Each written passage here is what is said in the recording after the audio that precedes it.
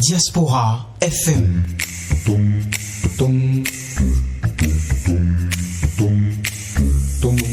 Diaspora FM, en direct de la Fondation Espace Afrique Civre de Glody, c'est le pied. Le point 7. Le point 7. Votre émission de décryptage de l'actualité nationale et internationale sur Diaspora FM 102.3. Vincent Fortuné Assoba, bonjour. Bonjour, Peggy Ludovic Dawa. Pourquoi aux auditeurs de Diaspora FM. Pourquoi vous avez un air de député ce matin dans le studio? C'est parce que votre alter ego n'est pas au studio. Il nous a fait faux bon la semaine dernière. Il y a 2 rendez-vous comme ça qu'il est en train de manquer, mais bon. Bon, ça peut s'expliquer aussi par ça. Et vous savez, nous sommes vendredi, ça fatigue. C'est vrai. C'est vrai. Alors, ceci ne va quand même pas nous empêcher d'astiquer un peu l'actualité au plan national. Qu'est-ce que vous avez remarqué, vous, au cours de cette semaine qui, c'est vrai, un peu pauvre en actualité, même si quand même il y a des éclaircies entre-temps? Non, elle n'est pas pauvre, vous savez. Bon, je sais qu'il y a, les appels incessants à l'autre pour être candidat. Je vais parler, Nous sommes dans un état de droit, c'est leur droit, et puis ils sont en train de le manifester. Ben oui. J'espère qu'on ne va pas empêcher d'autres aussi de faire la même chose. Non, mais on n'empêche personne. En dehors de ça, j'ai dit j'espère. Pourquoi vous espérez quand le journaliste se met à sortir ces genres de phrases, c'est comme s'il y a des pics, qui subsistent sous le sable. Non, il peut en avoir comme toujours. Alors, que vous vous souvenez, vendredi dernier, on était ici pour débattre de l'interdiction d'une manifestation typiquement religieuse. Donc, tout est possible dans ce domaine d'aujourd'hui. Non, n'allez pas voir le diable partout, s'il vous plaît. La semaine, loin d'être pauvre en actualité, est très bien riche. Quand on peut, sous la rupture, se permettre de garder sous son lit 300 millions ou 100 millions ou je ne sais quoi encore, je crois que l'actualité est loin d'être pauvre. Elle est très bien riche et très bien mouvementée. Ah oui. Voilà. Et un peu comme pour ne pas vous démentir, on vient d'avoir le verdict de la Cour constitutionnelle concernant la nomination de Madame Dandy-Nyamou comme conseillère au sein de la Cour constitutionnelle. Tout à fait. Et un verdict qui ne saurait étonner parce que Dandy-Nyamou, la nomination de Dandy-Nyamou ne violerait pas la Constitution. Oh bon, tant mieux. Il faut être fou quand même pour décider contre son siège. C'est vrai. Parce que Dandy-Nyamou est conseillée, elle siège et on va décider de son sort en sa présence de cette manière. Je crois que ça, le requérant même savait bien que ça n'aboutirait pas. Non, mais il y a quand même eu ce scénario-là dans ce pays où un des conseillers avait été mal désigné, la Cour constitutionnelle l'avait reconnu quand même. Mais je sais plus, ça devait être la Cour sous Conception Ouensou, si je ne m'abuse. Et je crois que l'institution qui l'avait désigné a dû se conformer à la règle. Vous savez, le passé que vous citez était un passé démocratiquement très bien, où les institutions fonctionnaient comme cela se devait. Mais aujourd'hui, les institutions continuent de fonctionner comme cela se doit. Du tout pas. Vous allez vous contredire. Pourquoi? Parce que vendredi passé à côté, vous m'aviez rappelé que les auditeurs vous disent que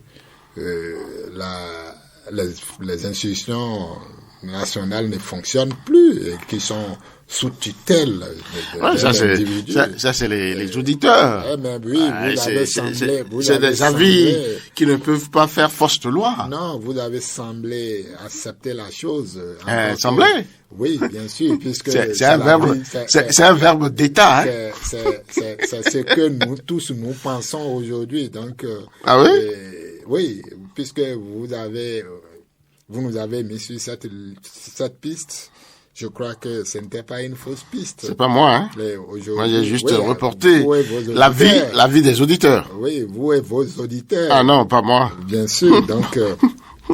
Donc, c'est clair que qu'on se voile pas la face, que ces institutions aujourd'hui fonctionnent autrement. Vous voyez les décisions qui sont prises, qui sont rendues aujourd'hui, il laisse à désirer. Ça, il faut pas qu'on se voile la face. Les décisions de la Cour sont sans recours, mais elles ne sont pas exemples de commentaires. On peut se permettre de les commenter. Donc, que la Cour constitutionnelle dise que la décision de la désignation de Madame Dandy Amon ne viole pas la Constitution, ça ne donne pas. Et on a vu plus grave ici où l'institution a rendu des décisions et 2 mois après on revient sur toutes ces décisions. On en a déjà connu dans ce pays où on a dit non, cette décision a violé la Constitution, telle position a violé la Constitution, et que 2 mois, 3 mois après, une autre cour, d'autres conseillers s'installent et puis on dit bon, c'est pour qu'il n'y a pas de violation de la Constitution, comme quoi pour dire que ça fonctionne comme le souhaite le prince. Non, écoutez, vous savez, les cas que vous citez ont eu cours aussi sous le régime précédent. Je veux parler du régime de changement. On a vu plusieurs dossiers étudiés et rendus, dont les verdicts ont été rendus par la Cour constitutionnelle, mais les décisions n'ont pas été pour autant respectées et traduites dans les faits. Vous savez, une chose est de respecter la décision, l'autre est d'abord de rendre la décision comme cela se doit. Ici, nous sommes dans le second cas de figure. C'est-à-dire que la décision n'est pas rendue comme cela se doit pour penser à un respect quelconque. Quand on dit, voilà, il y a beaucoup de cas où on devrait quand même dire, oui, ça viole la Constitution. Ça ne, je ne sais pas, ça ne gêne pas pour autant un être humain sous le feu de l'action peut commettre des impairs. Et quand la Cour constitutionnelle dit, écoutez, ce que vous avez fait, ce n'est pas bon, revenez là-dessus. C'est vrai, c'est une décision sans recours, mais il n'y a pas une force de coercition pour le respect de cette décision. Donc, je crois que ce n'est pas une décision que vous la respectez ou pas, on va vous faire couper la tête. Non, mais on montre à l'opinion publique quand même que le fonctionnement ou bien le pas que vous avez posé, c'est pas un bon pas. Reposez les pas pour le bon fonctionnement de la République. Mais ici, le pas est mal posé. On voit que le pas est mal posé, mais on dit, ce n'est pas mal posé, que c'est très bon. Vous savez, le requérant n'a pas tort sur sa requête. Oui, parce que c'est une question de morale. C'est la morale qui est en jeu ici. Quelqu'un qu'on a sanctionné par l'institution qui régule l'enseignement supérieur en Afrique. Je crois que c'est extrêmement grave que quelques 2 ans plus tard, on retrouve cette personne au sommet de cette manière. Moi, je ne veux pas critiquer la personne de Dandy Yamou, pas pour autant, mais pour une question de morale, je crois que le régime de la rupture pouvait chercher autrement pour être exempt des critiques du genre que nous sommes en train de faire ici ce matin. Du genre, on fait un recours pour dénoncer la chose à la Cour constitutionnelle. On pouvait faire autrement. Simplement parce que c'est pas décent. C'est pas décent. Elle est juriste de haut niveau, d'accord. Mais c'est passé récent qui parle de plagiat. Vous savez de quoi il est question? Dans ces conditions. Mais elle a jamais été reconnue vraiment coupable de plagiat. Comment ça? Est-ce qu'il y a une décision du CAMES dans ce sens? Bien sûr. Bien sûr. Est-ce que c'est inventé? Les gens n'ont pas inventé la décision. Alors, la décision a quand même, prévalu. Elle a dû subir les effets de cette décision et c'est dû passer. Non, ça dit passé. Si elle a été dégradée, je le disais tantôt, ce passé est trop récent pour qu'elle se retrouve à ce sommet-là. Ça, c'est une vérité. Ce passé-là est trop récent. Oui, mais... Et l'institution, excusez-moi, où elle se retrouve actuellement, si on doit vraiment tenir compte des fondements et des bases de cette institution, c'est la probité. Oui, c'est la probité. Mais quelqu'un qui est taxé de faire du plagiat, je crois que ça fait pas l'affaire. Ça, c'est sincère. Et on devrait voir autrement, comme je l'ai dit tantôt.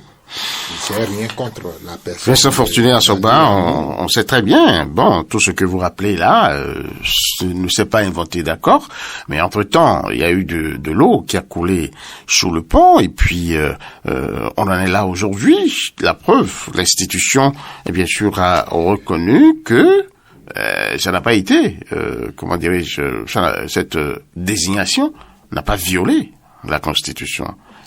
Sa décision est sans recours. Oui. Nous l'acceptons.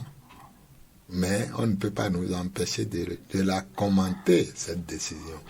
Et c'est ce que nous sommes en train de faire. Oui, ce commentaire-là... Qu'on dise que elle n'a pas violé, la désignation n'a pas violé la Constitution, tant mieux.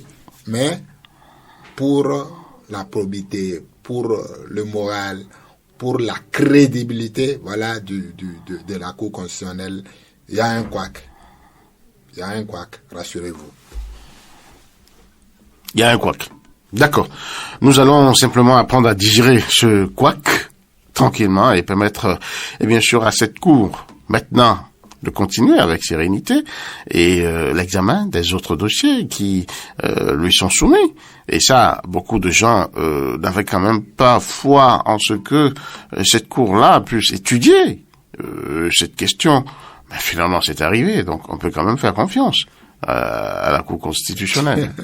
On peut faire confiance, tant mieux. Oui. Tant mieux, parce que elle devrait saisir du dossier. Elle a été saisie, la Cour constitutionnelle a été saisie, donc elle doit étudier le dossier. Et comme je l'ai dit il y a quelques minutes, c'est le résultat auquel on devait s'attendre qui est donné. Cette décision ne peut être autre que de dire ça n'a pas violé. Et cette décision non plus n'a pas violé la Constitution. Celui qui a désigné n'a jamais commis n'a jamais violé la Constitution. En tout cas, depuis 2016, à ce jour, j'ai jamais entendu qu'il a violé la Constitution. Donc, c'est un super homme. Le prince est toujours prince, il ne viole jamais. Le viol de la Constitution, c'est pour d'autres personnes. Bien sûr, que c'est ça. Donc, c'est pour d'autres personnes. Qu'est-ce que vous insinuez là? C'est quand même la plus haute juridiction en matière constitutionnelle au Bénin. Si vous voulez, nous sommes des journalistes. On dit ce qu'on voit.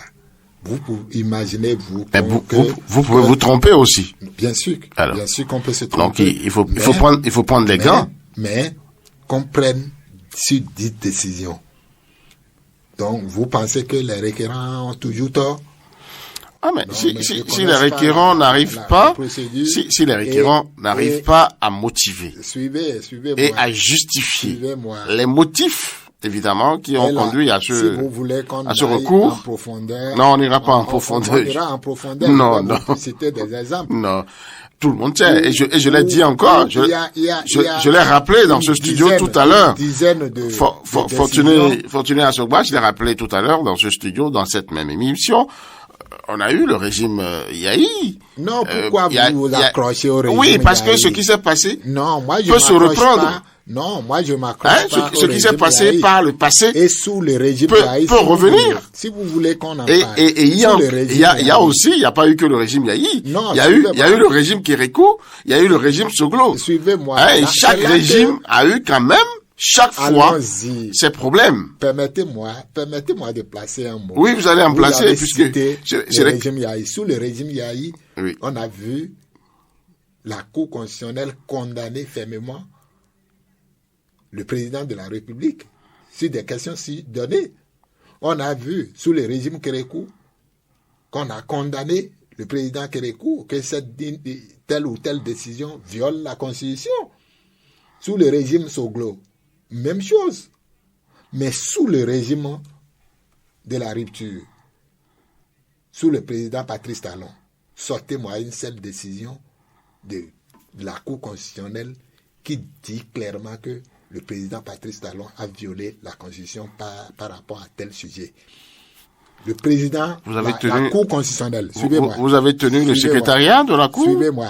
Est-ce que vous avez accès à toutes les décisions? Écoutez-moi. Rendues par l'institution qu'est la Cour constitutionnelle? Aucune décision ne se prend et se cache sous choses là. Écoutez, non, mais il y a de petites décisions. Non, laissez-moi y aller très rapidement. Avant. Oui. Vous allez finir. Mais je voulais juste dire qu'il y a des décisions qui ne bénéficient pas d'autant de publicité que d'autres. Sortez-les. Oui, mais allons à la quête. Sortez-les. Nous sommes tous journalistes. Je vais vous rappeler ceci, que la Cour Olo a condamné dans plusieurs dossiers le président Patrice Talon. Mais quand cette mandature a été rangée dans les placards de l'histoire, vous avez vu avec moi la Cour Djogbenou reprendre tous ces dossiers et redonner une autre décision. Pour dire quoi? Le président Talon n'a pas violé la Constitution. C'est ahurissant. En une journée, on a rendu une dizaine de décisions reprises. Non, je crois que on ne va pas se voiler la face que quelque chose de pas très bien s'est passé ou se passe encore. Souhaitons quand même que la Cour Dorothée se montre plus à la hauteur de la tâche, se montre beaucoup plus indépendante, se montre beaucoup plus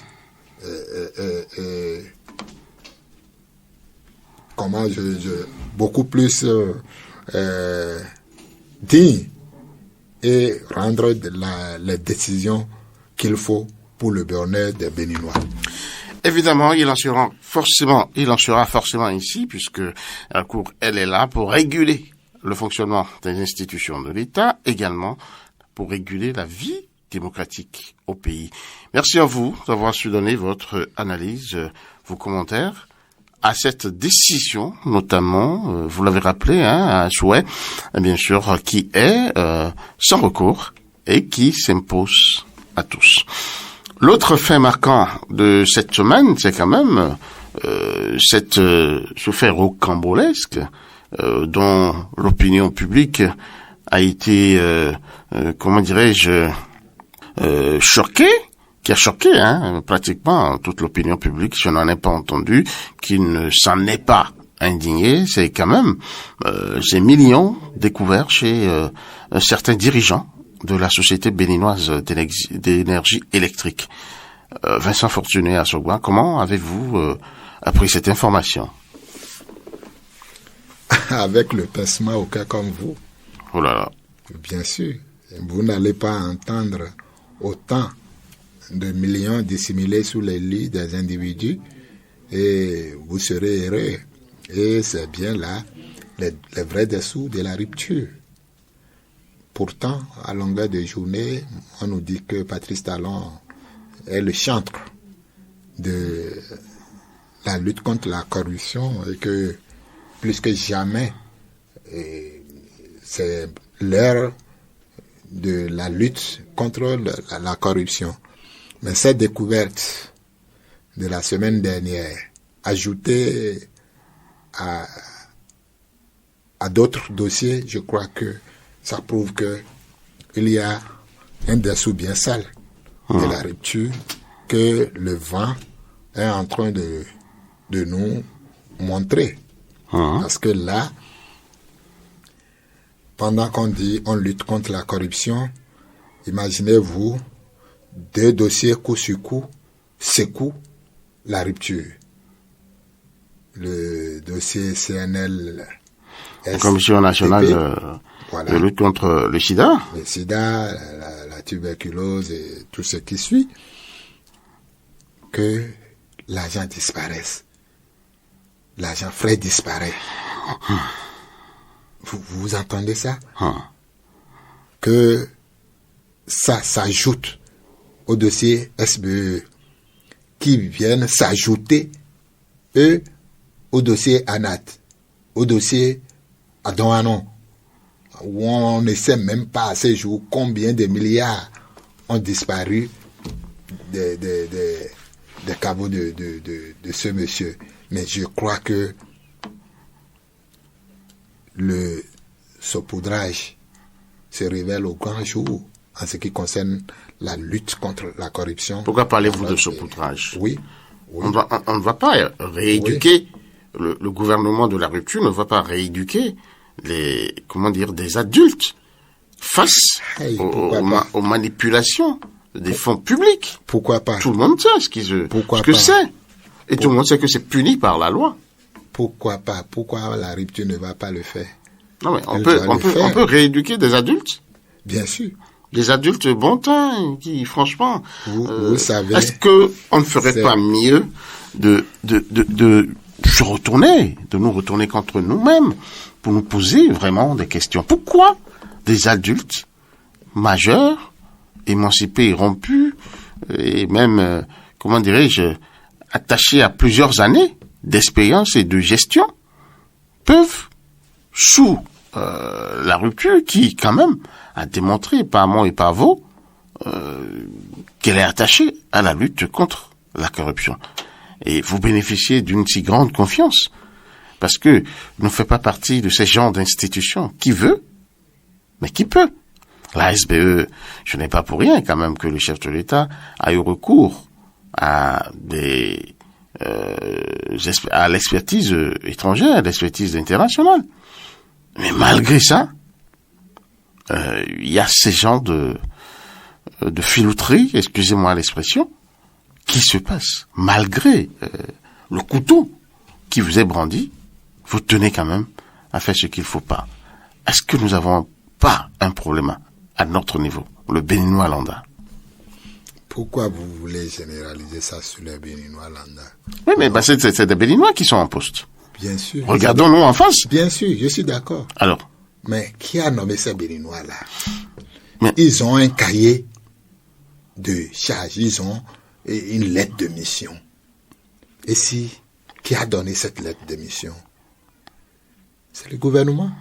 Oui, mais le même gouvernement... Écoutez-moi, permettez-moi de finir. Oui, vous allez finir. Le même gouvernement a nommé d'autres Béninois aussi, dans les mêmes conditions, à qui il a donné les mêmes lettres de mission. S'il vous plaît. Oui, je vous écoute. Si vous voulez défendre le gouvernement, allons-y, c'est votre droit. Écoutez, l'accusé a droit à un avocat devant le tribunal. Ah, bien sûr, vous jouez bien le rôle de l'avocat du gouvernement. Non, mais on se pose des questions et les Béninois sont férus, sont friands de la vérité. Je vous permets totalement. Mais permettez aussi que je puisse émettre quand même quelques objections. Non, si vous qui faites prouvent ça, à souhait. Vous ne me permettez pas, vous ne me laissez pas le temps de développer mes idées. Vous n'avez pas un bâillon quand même dans la bouche que je sache. Et ainsi, vous empêchez le débat. Vous savez, je le disais, j'ai dit, c'est le gouvernement qui a nommé ceux-là. Et dans les conditions que vous savez, imaginez-vous que depuis 2016 ou 2017, il y a des gens qui sont à des postes de responsabilité donnés, qui ne bougent pas. Ça devient de la routine. Qui ne sont pas véritablement contrôlés. Pourquoi? Parce que c'est le chef de l'État qui m'a nommé. Moi, j'ai entendu dans ce pays des gens, des DG, des personnes placées à des postes dire si les journalistes verraient écrire, ils n'ont qu'à écrire. Moi, c'est le chef de l'État qui m'a mis là. Ça fait les affaires. Mais on a aussi entendu Souyaï. Pourquoi vous ramenez les tout DAF, à Yahi? Ça fait les déjà... DAF à l'époque mais aujourd'hui, étaient des surpuissants. Aujourd'hui, non, on rappelle ce genre d'actes pour montrer quand même que ce n'est pas l'apanage. Permettez. La différence ici, je suis d'accord. C'est que la rupture, plus peut-être que le changement, a donné un visage à la lutte contre la corruption. Non. Mais elle n'est pas, on a vu des ministres, des comportements, des ministres répondre au commissariat sous le changement. Mais ici, bien sûr. Vous avez vu l'ancien maire d'Abomey. Il n'est pas devant ministre. La Criette. Non. Il a été ministre. Non. Il a rendu ministériel. Des ministres en exercice. Oui. En fonction, qui ont répondu sous Yahi. En son temps. En son temps. En son temps, le même Blaise Arance ou Glenn. Mais c'est ce que je vous dis. Même connu. Mais c'est là, vous apportez de loi, mon mais voilà, oui. Que ce n'est pas sous Patrice Talon que la rupture, la lutte contre la corruption a eu un visage. Non. Mais elle est plus renforcée. Non, du tout pas. Si. C'est du pipeau. Non, pourquoi? C'est du pipeau. La preuve. Je ne vous permets pas de le dire. Non. Donnez-moi une preuve. Non, je suis désolé. Oui. Quel ministre a été en cause, mais il est encore en place, dites-moi. Citez énormément. Moi, je ne parle pas que de ministres. La preuve, sous Yahi, vous avez parlé de Blaise Arance au Glenn. Non, laissez celui-là. Parlons, l'affaire PPA 2. La rupture a fait quoi aujourd'hui de l'affaire PPA 2? Non, mais c'est un dossier qui a été vidé par la justice. Ah oui. Vous avez oublié? L'affaire a été portée devant les tribunaux. Donc vous voulez dire maintenant que les PTF ont menti, qu'on a détourné les sous. Moi, c'est pas moi qui le dis, hein. Non. C'est pas moi qui l'ai dit. J'ai suivi. Puisque vous êtes j'ai suivi. Ça a été suivi. Moi, j'ai suivi le procès. Donc, ça veut dire que vous avez suivi le procès. Le monsieur que, comment dirais-je, la volonté populaire a eu à condamner, a été absous. Vous voyez. Il a été absous par la cour. Donc, je vous montre quand même le visage, le vrai visage de la lutte contre la corruption sous la rupture. Non. Cher ami. Non. Je vais vous prendre. La lutte contre la corruption vaut agricole. autant sous la rupture que... Non. Affaire machine agricole. Qui sont les noms qui sont cités? Je ne vais pas en citer. Affaire Maria Gleta. Qui sont ceux qui ont signé les contrats. Oui, et c'est là que je voudrais, bien sûr, vous voyez, il y a un Dieu pour les pauvres. Naturellement. Oui, l'acteur comédien du Centre Africa Obota a pris le micro pour une première partie de sa scène à l'Assemblée. Je vais nommer le député Orden Aladatin. Oui, mais il n'est pas sur une scène à l'Assemblée. Laissez-moi aller. Faites déjà la différence. Laissez-moi non, aller. je vous laisserai pas continuer. Non, faites la différence. L'Assemblée nationale est différente de la scène. La scène est organisée. Quand même qu'il est un comédien. C'est son passé. Et il en a vécu. Je suis sûr que convenablement. Oui, je suis sûr que l'homme aspire à grandir. Bien sûr, aujourd'hui, je suis sûr il est à un autre niveau, une autre étape de sa vie. Je suis sûr donc que 2 semaines après, il va revenir pour la deuxième scène.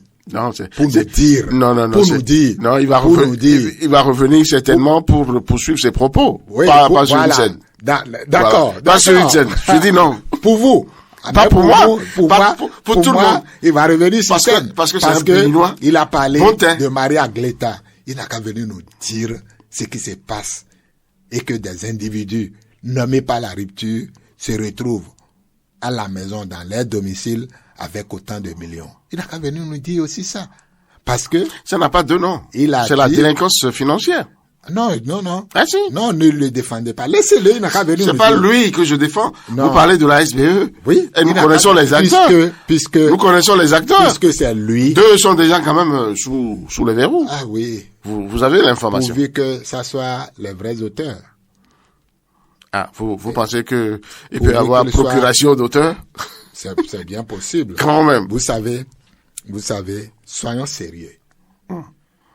Ça, je suis d'accord avec vous. Soyons sérieux. Pourquoi? Et disons les vraies choses. Voilà.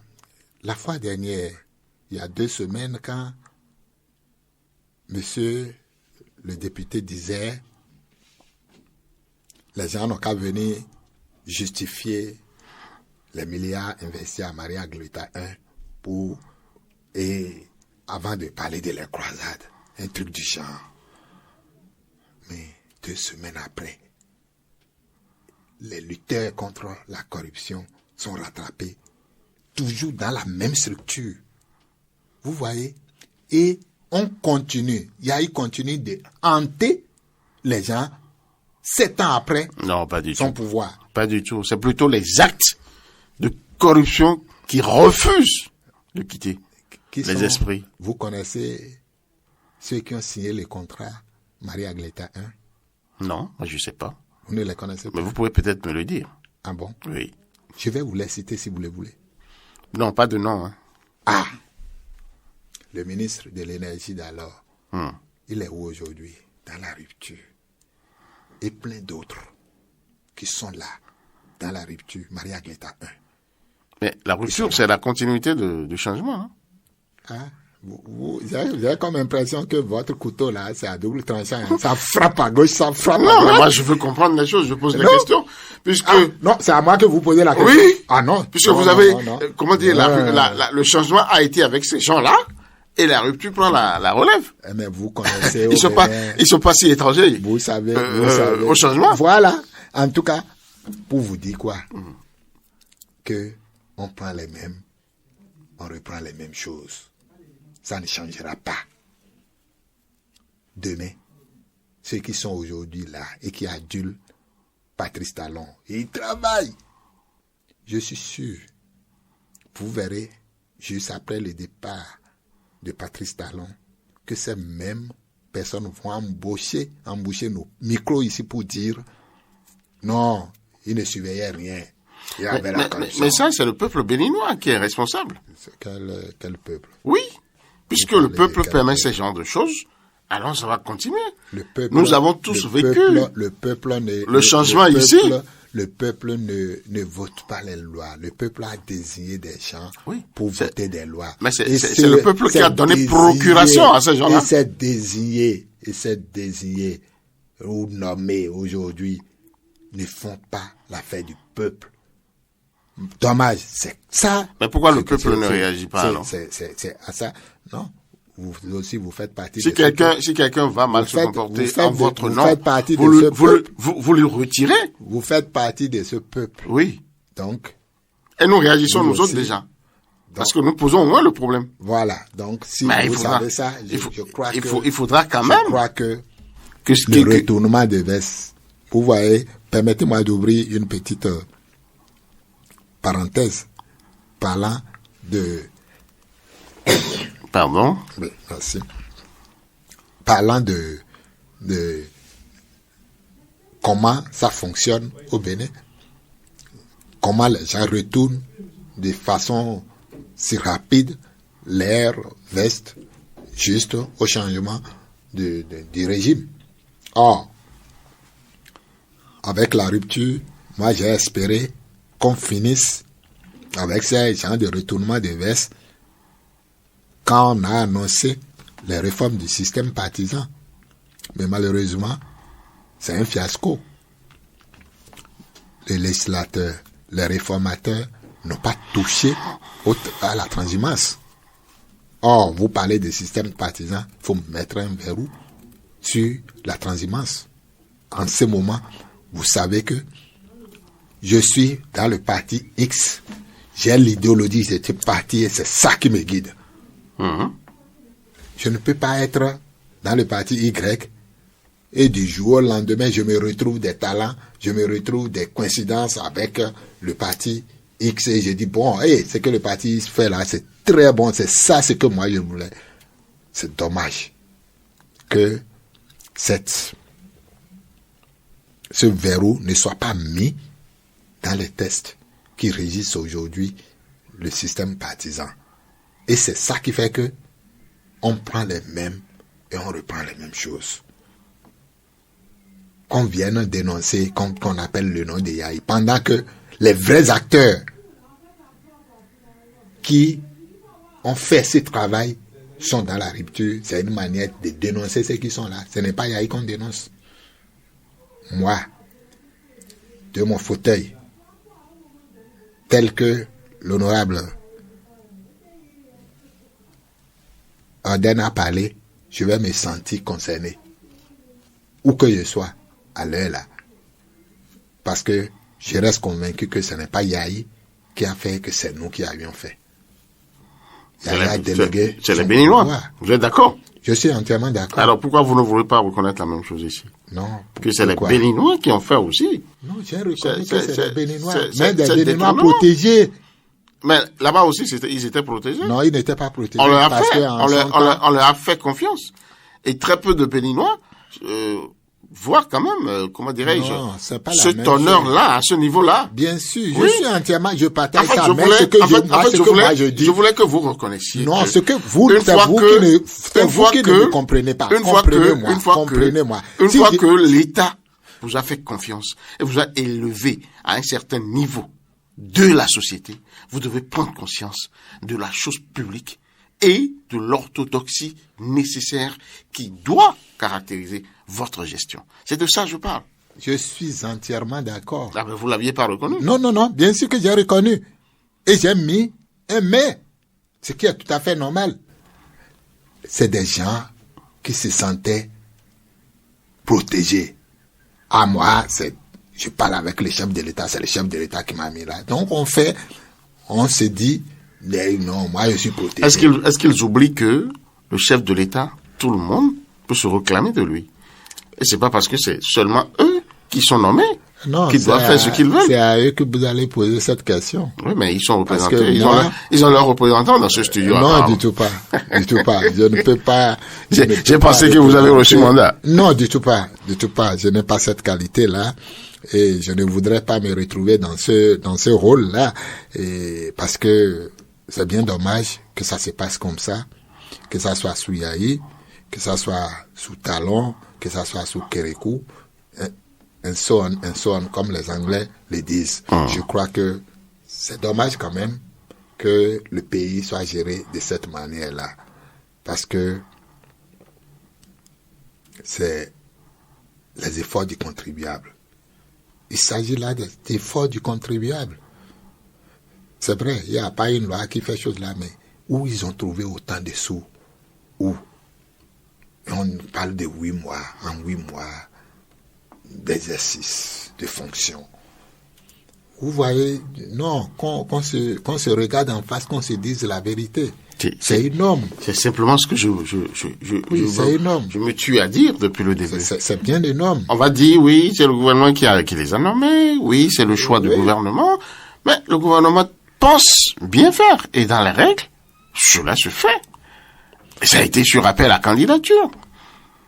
D'accord? On peut suspecter couleur politique ou pas, mais c'est quand même un choix républicain qui a été opéré. Mais quand vous mettez à ce niveau-là, et que, franchement, au lieu de travailler pour la nation, vous travaillez pour votre propre poche, il y a quand même quelque chose à dénoncer. Bien sûr. Et à punir. Nous, on est en train de dénoncer vivement que, au plus haut niveau, que ça se poursuit. Vivement que d'autres structures soient révélées également au grand jour. C'est pas fini. Je vous ai dit. Ah, c'est pas fini? Non. Il y a encore d'autres poches à scandale. Bien sûr. Tel que ça fonctionne, vous-même, vous pouvez vous imaginer déjà qu'il y en a. Et les jours à venir, on va encore nous parler d'autres structures encore. Et avec plusieurs centaines de millions de cette manière-là. Donc, vivement que ça porte. Vivement que ça porte et que l'on assainisse vraiment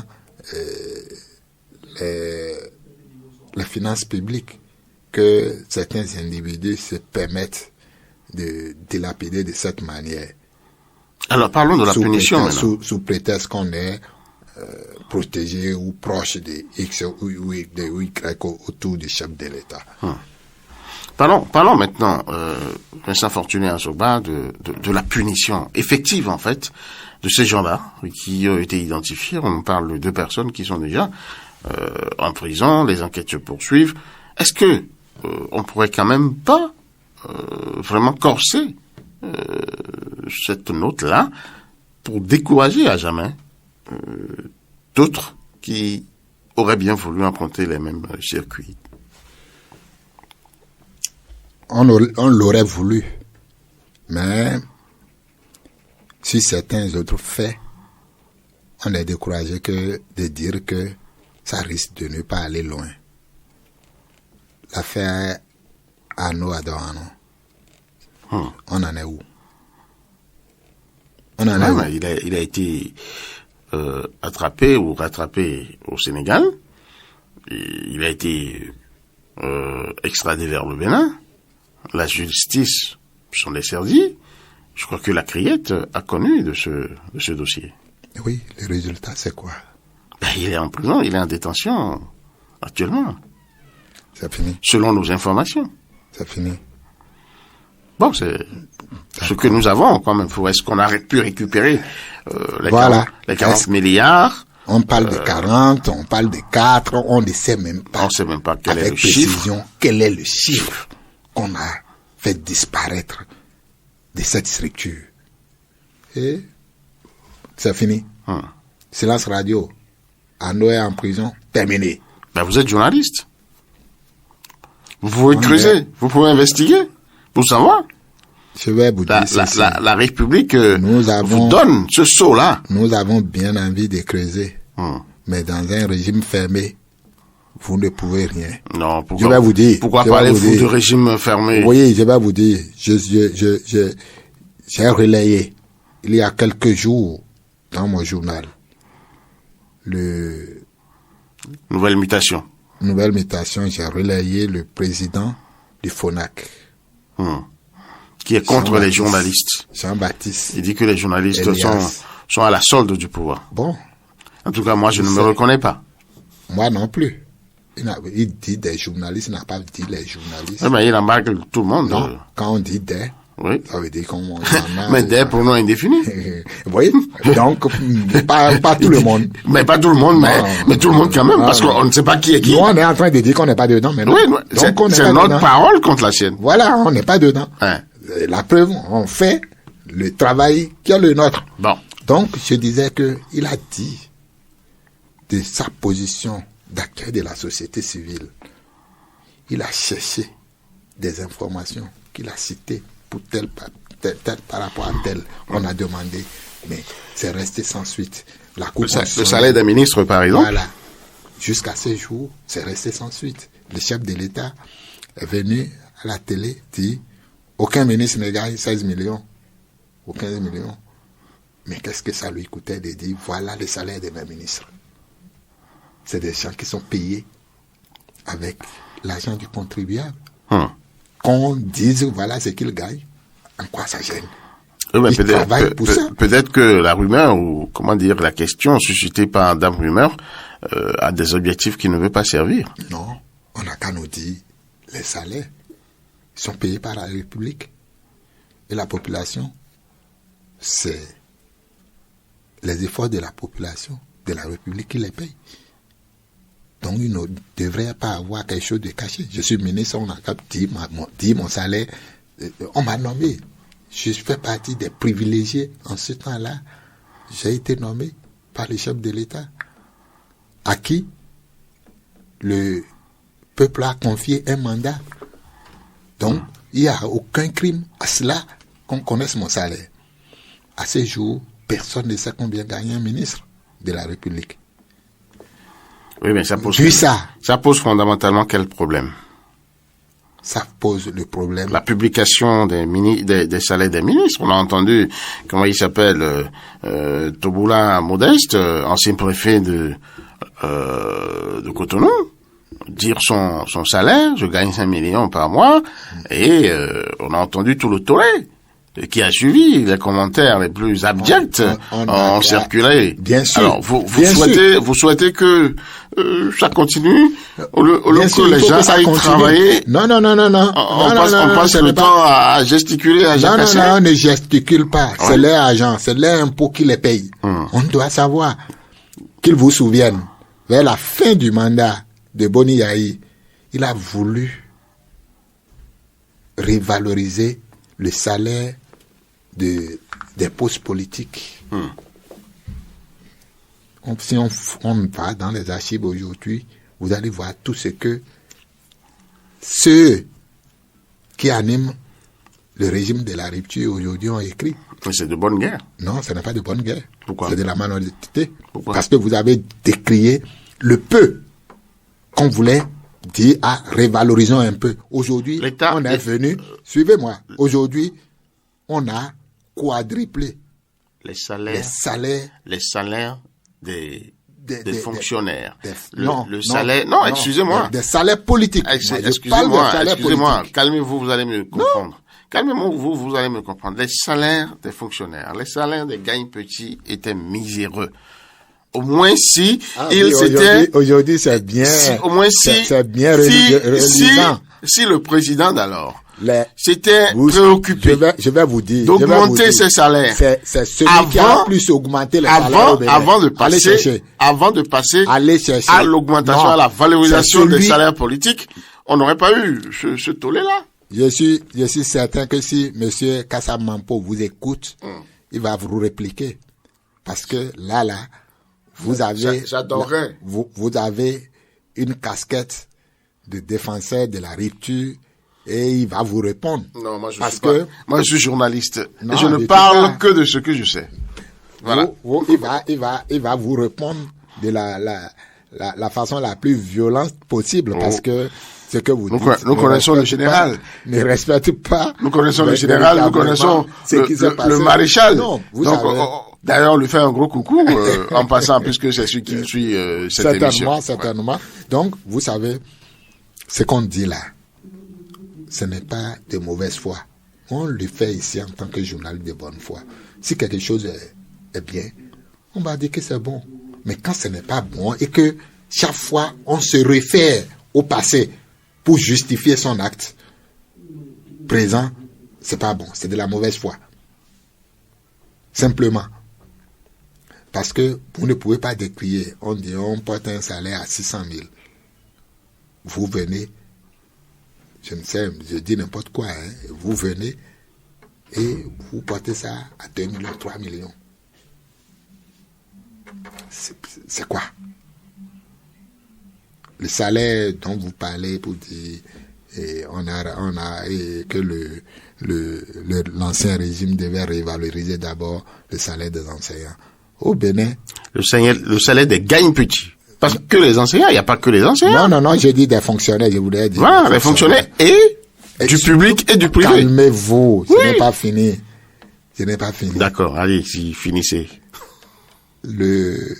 La rivalisation des salaires est intervenue quand au Bénin, sous la rupture? Décembre 2022. 2022. Vous savez depuis quand Teboula a commencé par prendre 5 millions? Non, tout le monde tient que les salaires politiques ont été valorisés sous le président Talon. C'est pour vous dire que tout à l'heure, vous trouvez que c'est parce que l'ancien régime n'avait pas pensé à eux d'abord avant de penser aux politiques. Alors que quand le régime... C'est la façon dont... Non, laissez-moi. C'est la façon dont vous avez embouché la trompette. Non, du tout pas. Du tout pas. Moi, j'ai ma logique. C'est vous qui ne voyez pas. J'ai ma logique. Donc, je vous dis que ça se fait de la même manière. Et même encore plus grave. La grille proposée par l'ancien régime est encore là. On peut consulter. Et par rapport à ce qui se pratique aujourd'hui pour les salaires politiques. Donc, ça vous dit, même quand bien même nous sommes en politique, il y a des choses qu'il ne faut pas dire. Ce qui m'étonne, monsieur Vincent Fortuné Asogba, c'est votre, comment dirais-je, envie, votre indécrottable envie de toujours mêler la politique à tout. Est-ce qu'on ne peut pas se parler franchement? Se regarder en face pour nous dire la vérité. Comment ça se dit en Côte d'Ivoire pour nous dire? On l'a déjà fait tout à l'heure. Vous reverrez sur les mêmes choses. Là. Non, parce que moi j'ai pensé que finalement vous avez compris, vous avez atterri là où il fallait. Mais vous revenez encore sur le plan politique. Non, machin. mais on va parler de politique. Oui, mais on va pas mêler la politique à tout. Si. Non, je suis pas d'accord. Comment vous pouvez parler des salaires des fonctionnaires sans parler des salaires politiques? Mais les salaires politiques sont liés? Non, les deux ne sont pas Bien liés. sûr. Non. Je vais vous démontrer le contraire. Le salaire. Je vais vous démontrer le contraire. Non. Le salaire Vous ne me laissez pas parler. Le salaire du fonctionnel. L'émission, je voudrais vous montrer je voudrais te dire que l'émission, aujourd'hui, c'est vous qui l'aviez animée seul. On va faire les statistiques. Et vous allez voir votre temps de prise de parole. Vous m'aviez pas Je dirais même vos temps de prise de parole. Non, du tout Alors, pas. ce que je voulais dire simplement, le salaire du fonctionnaire le suit à vie. Du moins, jusqu'à sa retraite, et après la retraite, ce qu'il gagne en fonction de ce salaire. Et les salaires politiques, c'est dans un temps réduit, maximum 10 ans. Et ils peuvent être comptés sur le bout des doigts, les salaires, ceux qui ont fait 10 ans, ceux qui ont gagné salaire politique pendant 10 ans.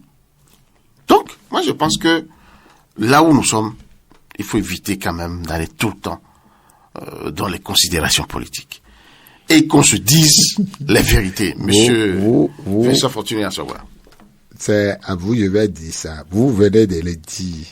Je dis et je répète, même malgré notre volonté de bien faire, on ne peut pas, si on veut être objectif, dissocier les deux salaires. Comment? On ne peut pas. Moi, j'ai exposé on est parti. Je ne sais pas arguments. pourquoi vous cristallisez les débats à ce niveau. Moi, je suis allé là juste pour vous montrer quelque chose plus haut. Mais là, vous êtes revenu sur ce salaire. Moi, j'ai voulu vous montrer, puisque c'est vous qui m'avez amené sur ce terrain. Oui. J'ai ouvert la parenthèse, je pensais que on pouvait la fermer. Oui, votre parenthèse là, prête à caution et prête à confusion. Non, il n'y a pas de confusion. Ah si. Il n'y a pas de confusion. Oui. Quoi qu'en soit, c'est juste pour vous expliquer que les salaires politiques peuvent même être exponentiels, vu que c'est temporel. Donc, c'est très réduit dans le temps. Parce que c'est temporel là, on peut se permettre pendant que l'enseignant, je prends l'instituteur qui garde son 10 élèves, gagne 50 000, le ministre peut gagner 50 millions. Ça, c'est vous qui le dites. C'est possible. C'est vous qui le dites. Non. Moi, je sais une chose. Vous répétez. Non. Vous avez dit que le salaire, le salaire du ministre, le salaire politique peut augmenter de façon exponentielle. Vous savez que N+1. Vous savez que le N là, il faut le définir. Vous ne l'avez pas défini. Et c'est là que réside votre jeu malin. Je crois que c'est ça. En fait, ce que je voulais dire juste en quelques secondes, c'est que aucun gouvernement, d'ailleurs, aucun gestionnaire ne peut prévoir une dépense, un actif sans le passif. S'il y a une dépense, c'est qu'il doit avoir la recette pour la pouvoir. Et je ne pense pas que on puisse le faire ex nihilo. Les salaires politiques dont vous parlez ont dû subir, la règle d'une certaine quotité. En correspondance, évidemment, avec le budget national. Les dépenses et les recettes. Sachant bien que les deux s'équilibrent. C'est normal. Ce sera votre dernière prise de parole. Je vous ai dit au cours de l'émission et tout au long de l'émission, aujourd'hui je vous ai méconnu. Je voyais en face de moi tout au long de l'émission un second porte-parole du gouvernement. Bon, encore que nous sommes de la même génération. Je voyais un second porte-parole. C'est un promotionnaire qui est de l'autre côté. Voilà, du gouvernement. Et bon, je crois que on ne peut rien avoir contre. Vous avez votre opinion, j'ai la mienne. Et c'est ça qui fait le débat. Merci beaucoup. C'est ça beaucoup. qui fait le débat. Et sauf qu'ici, je vous permets votre opinion. Non, vous ne me le permettez même pas, je l'arrache. C'est un droit.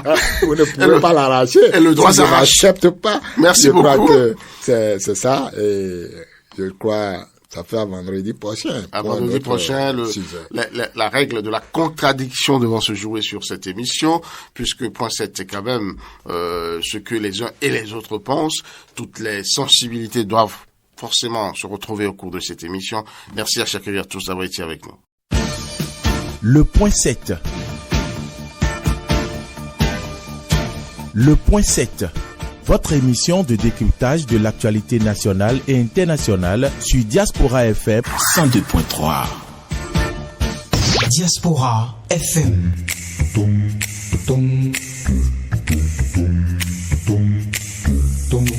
Diaspora FM, en direct de la Fondation Espace Afrique Civre de Glody Bibi, c'est le pied.